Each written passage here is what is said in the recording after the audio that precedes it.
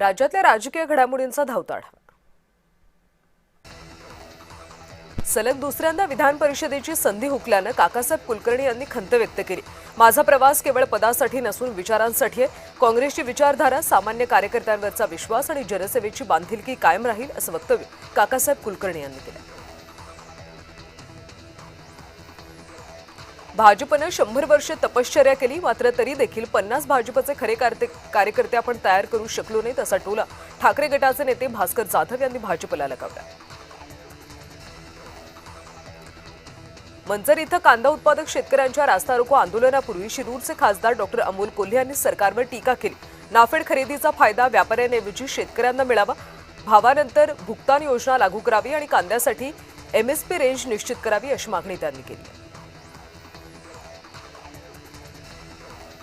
विधान परिषद निवडणुकीसाठी MIMचे उमेदवार हाजी इसाक खान यांनी जिल्हाधिकारी कार्यालयात उपस्थित राहून उमेदवारी अर्ज दाखल केला। यावेळी पक्षाचे काही पदाधिकारी आणि समर्थक उपस्थित होते। संजय राऊत यांनी इतरांचा विचार करण्यापेक्षा स्वतःच्या पक्षाकडे लक्ष द्यावं, सध्या त्यांच्या पक्षाला श्रद्धांजली देण्याची वेळ आली असा टोला राधाकृष्ण विखे पाटलांनी लगावला। छत्रपती संभाजीनगर जालना विधान परिषद निवडणुकीसाठी ठाकरे गटाच्या नेत्या देवयानी पाटील डोणगावकर यांनी उमेदवारी अर्ज दाखल केला। त्यांनी जिल्हाधिकारी कार्यालय इथं उमेदवारी अर्ज दाखल केला। जळगाव विधान परिषदेसाठी शिवसेनेतर्फे बंडखोर उमेदवारांनी उमेदवारी अर्ज दाखल करत महायुतीच्या उमेदवारांना आव्हान दिले। शिवसेनेच्या रेश्मा काळे यांनी अपक्ष अर्ज भरला। सातारा सांगली विधान परिषदेमध्ये शरद पवार गटाचे जिल्हा सरचिटणीस बाळासाहेब पाटील यांनी आपला उमेदवारी अर्ज भरला। पवार गट ताकदीने निवडणुकीत उतरणार असल्याचं ते म्हणाले। बांगलादेशी फेरीवाला मुद्द्यावर भाजप आणि शिवसेना आमनेसामने आली। फेरीवाल्यांवर कारवाई झाली, मात्र त्यात एकही बांगलादेशी फेरीवाला नसल्याचं संजय निरुपम यांनी दावा केला। शिवसेनेकडून सावध पवित्रा घेतला जात असल्याचं विकास गोगावले यांनी स्पष्ट केलं। राजकारण कुणीही अजरामर नसतो, आज त्यांनी त्यांचा शब्द पाळला नाही तर आम्हाला त्या गोष्टीचा विचार करावा लागेल असा थेट इशारा विकास गोगावले यांनी नाव न घेता राष्ट्रवादीला दिला। जळगाव विधान परिषदेच्या जागा जास्त मताधिक्याने आणि बहुमताने जिंकू असा विश्वास मंत्री गिरीश महाजन यांनी व्यक्त केला। नंदकिशोर महाजन हे मोठ्या बहुमताने जिंकतील असं महाजन म्हणाले। महाविकास आघाडीच्या वतीनं देवयानी पाटील डोणगावकर यांनी उमेदवारी अर्ज भरला। या निवडणुकीमध्ये आम्ही चांगल्या पद्धतीने लढत देऊ असं वक्तव्य अंबादास दानवे यांनी केलं। अब्दुल सत्तारांच्या मुलानं शिवसेनेमधून अर्ज भरला असेल तर हा एकनाथ शिंदेंच्या आदेशाचा अपमान असल्याची टीका अतुल सावे यांनी केली। एकनाथ शिंदेंच्या आदेशाला डावलणं त्या पक्षातल्या आमदारांना शोभत नाही असंही सावे म्हणाले। भाजपसोबत शिंदे यांचा चांगला समन्वय आहे, पण स्थानिक नेत्यांकडून शिवसेना संपवण्याचं काम सुरू असल्याची टीका अब्दुल सत्तार यांनी केली। तसंच ही सगळी माहिती एकनाथ शिंदेंना देणार असंही ते म्हणाले। पक्षातल्या पदांमध्ये बदल केल्यामुळे पक्षामध्ये अजिबात नाराजी नाही अशी भूमिका ठाकरे गटाचे नाशिकचे संपर्क प्रमुख रवींद्र मिर्लेकर यांनी स्पष्ट केली। ज्याला काम करायची इच्छा असेल, ज्याला पुढे आणलं जाईल असंही ते म्हणाले। महापालिकेमध्ये सत्ता आल्यानंतर भाजपने 100 दिवसात केलेलं काम खोटं आहे असा आरोप अशरफ आझमी यांनी केला। या संदर्भात महापौरांना एक पत्र लिहिल्याचं ते म्हणाले। गोपीनाथ मुंडेंचा स्मृती दिन आपल्या गावात आणि घरात साजरा करा असं आवाहन पंकजा मुंडे यांनी केलं। पंतप्रधान मोदींनी इंधन बचतीबाबत केलेल्या आवाहनानंतर पंकजा मुंडेंनी समर्थकांना साथ घातली। बाळासाहेब आणि हिंदुत्वाचा वारसा पुढे नेणारे आमची घोडदौड अशी सुरू राहणार असं म्हणत दानवेंच्या आवाहनाला एकनाथ शिंदे यांनी उत्तर दिलं। विविध कारणांमुळे लाडक्या बहिणी अपात्र ठरल्यात। काहींच्या नावावर गाड्या आहेत तर काहींचं उत्पन्न 2.5 लाखांपेक्षा जास्त आहे अशी माहिती अदिती तटकरे यांनी दिली। सांगली जिल्ह्यातल्या शिवसेनेचे नेते तानाजी पाटील यांनी विधान परिषद निवडणुकीसाठी उमेदवारी अर्ज दाखल केला।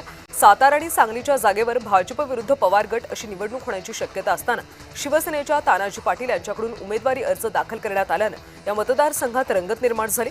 तानाजी पाटील अर्ज मागे घेतील असा विश्वास मंत्री जयकुमार गोरेंनी व्यक्त केला। महायुतीमधली अंतर्गत धुसफूस उघडपणे चव्हाट्यावर आले। भाजपकडून धैर्यशील कदम यांना अधिकृत उमेदवारी जाहीर झाल्यानंतर या जागेसाठी प्रबळ दावेदार मानले जाणारे खटाव माणसे नेते शेखर गोरे नाराज झाले। गोरे यांची भावनिक पोस्ट सध्या सातारा आणि सांगली जिल्ह्याच्या राजकीय वर्तुळात प्रचंड वादळ निर्माण करते. सातारा सांगली विधान परिषदेसाठी पवार गटाकडून बाळासाहेब पाटील यांनी उमेदवारी अर्ज भरला. अर्ज भरल्यानंतर बाळासाहेब पाटील यांनी या निवडणुकीत पवार गट ताकदीनं उतरणार असून महाविकास आघाडी एकसंघपणे या निवडणुकीत लढण्याचा प्रयत्न करेल आणि विजय प्राप्त करेल असा विश्वास व्यक्त केला. विलिनीकरणाच्या चर्चांबाबत तटकरे यांनी कबुली दिली. दोन्ही राष्ट्रवादी एकत्र येण्यासाठी चर्चा झाली होती. दादा गेल्यानंतर परिस्थिती बदलली असं वक्तव्य सुनील तटकरे यांनी केलं. उरण इथं महिला काँग्रेसतर्फे महागाई विरोधात आंदोलन करण्यात आलं. गॅस सिलेंडरच्या किमती तातडीनं कमी कराव्यात आणि जनतेला दिलासा द्यावा अशी मागणी रायगड जिल्हा महिला काँग्रेसतर्फे करण्यात आली. यावेळी महिला कार्यकर्त्या मोठ्या संख्येनं उपस्थित होत्या. संभाजीनगरमध्ये सुहास शिरसाट महायुतीचे उमेदवार आहेत. भाजपचे सुहास शिरसाट यांनी उमेदवारी अर्ज दाखल केला. विधान परिषद निवडणूक बिनविरोध झाली तर चांगलेच आहे, निवडणूक झाली तर महायुती सज्ज आहे असं वक्तव्य खासदार अशोक चव्हाण यांनी केलं. जळगावमध्ये विधान परिषदेच्या निवडणुकीसाठी महाविकास आघाडीतर्फे ठाकरे गटाच्या शरद तायडे यांनी उमेदवारी अर्ज भरला. महाविकास आघाडीनं जोरदार शक्तीप्रदर्शन करत उमेदवारी अर्ज दाखल केला. अमरावती विधान परिषद निवडणुकीच्या तोंडावर महायुतीमध्ये मोठी फूट पडली. शिवसेनेचे ज्येष्ठ नेते आणि माजी आमदार गोपीकिशन बाजोरिया यांचे सुपुत्र माजी आमदार विप्लव बाजोरिया यांनी पक्षादेश झुगारून अपक्ष उमेदवारी अर्ज दाखल केला. त्यामुळे महायुतीच्या अधिकृत उमेदवारासमोर मोठं आव्हान निर्माण झालं. भाजपा शिवसेना संपवण्याचं काम करते असा गंभीर आरोप अंबादास दानवे यांनी केलेला आहे. यवतमाळ विधान परिषद निवडणुकीमध्ये भाजपकडून बंडखोरी करत नितीन भुतडा यांनी उमेदवारी अर्ज दाखल केला. पक्षाच्या वरिष्ठ नेत्यांनी आदेश दिल्यानंतर उमेदवारी अर्ज दाखल केला. अमरावतीमध्ये विधान परिषदेसाठी भाजपचे उमेदवार प्रवीण पोटे यांनी उमेदवारी अर्ज दाखल केला. अमरावतीमध्ये काँग्रेसचे उमेदवार हर्षजित देशमुख आणि भाजपचे प्रवीण पोटे यांच्यामध्ये थेट लढत होणार असल्यानं या निवडणुकीकडे जिल्ह्याचं लक्ष लागलंय. मोदींनी विकासाचा मुद्दा समजावून सांगितला तर मी पण भाजपमध्ये जाईन. पंडित नेहरूंनी इंदिरा गांधींनी काय विकास केला हे मी सांगेन असं म्हणत संजय राऊत यांनी पंतप्रधान नरेंद्र मोदींवर टीका केली आहे.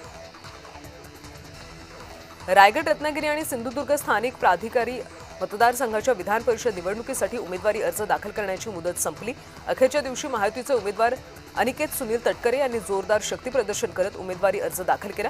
यावेळी उद्योगमंत्री उदय सामंत, मंत्री नितेश राणे, राष्ट्रवादी काँग्रेसचे प्रदेशाध्यक्ष सुनील तटकरे यांच्यासह महायुतीचे पदाधिकारी आणि कार्यकर्ते मोठ्या संख्येने उपस्थित होते. सुनील तटकरे यांनी विजय वडेट्टीवार यांच्यावर टीका केली. चंद्रपूरमध्ये सत्ता असून सुद्धा काँग्रेसचा महापौर बनल्याने तोंडचा घास निसटल्याची वडेट्टीवारांना खंत आहे असं वक्तव्य तटकरे यांनी केलं. काँग्रेसचे नेते आदित्य फत्तेपूरकर यांनी सोलापूर विधान परिषदेसाठी महाविकास आघाडीकडून उमेदवारी अर्ज दाखल केला. महाविकास आघाडीतल्या प्रमुख नेत्यांचा आदित्य फत्तेपूरकर यांनी आभार मानले. पुणे विधान परिषद निवडणुकीसाठी राष्ट्रवादीकडून विक्रम काकडे यांनी अर्ज दाखल केला. अंतर्गत विरोध झुगारून विक्रम काकडे यांनी उमेदवारी अर्ज दाखल केला.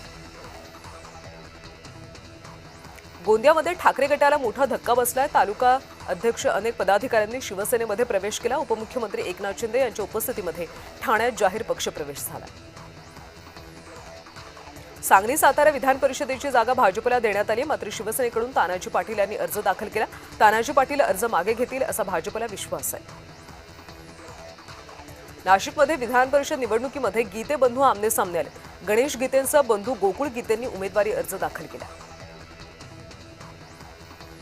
पेपरफुटी इंधन दरवाढीच्या विरोधात काँग्रेस आक्रमक झाली. बुलढाण्यामध्ये हर्षवर्धन सपकाळांच्या नेतृत्वात आसूड मोर्चा काढण्यात आला. नवनाथ बन यांनी संजय राऊतांना टोला लगावला. राज्य उमेदवारीसाठी राऊत राहुल गांधींचं भजन गात आहेत असं वक्तव्य नवनाथ बन यांनी केलं. जगदंब क्रिएशन निर्मित आणि समाजसुधारक सावित्रीबाई फुले यांच्या जीवनावर आधारित मी सावित्रीबाई ज्योतिराव फुले ही मालिका पुढच्या 15 दिवसात प्रेक्षकांचा निरोप घेणार असल्याची चर्चा सुरू झाली. मालिकेचे निर्माते आणि खासदार अमोल कोल्हेंनी सोशल मीडियावर केलेल्या एका सूचित पोस्टमुळे सर्वत्र आता चर्चा होती. नागपूर विधान परिषदेसाठी भाजपकडून राजू पोद्दारांना संधी देण्यात आली. राजू पोद्दार यांनी उमेदवारी अर्ज भरला. महसूल मंत्री चंद्रशेखर बावनकुळे यांच्या उपस्थितीमध्ये अर्ज दाखल केला.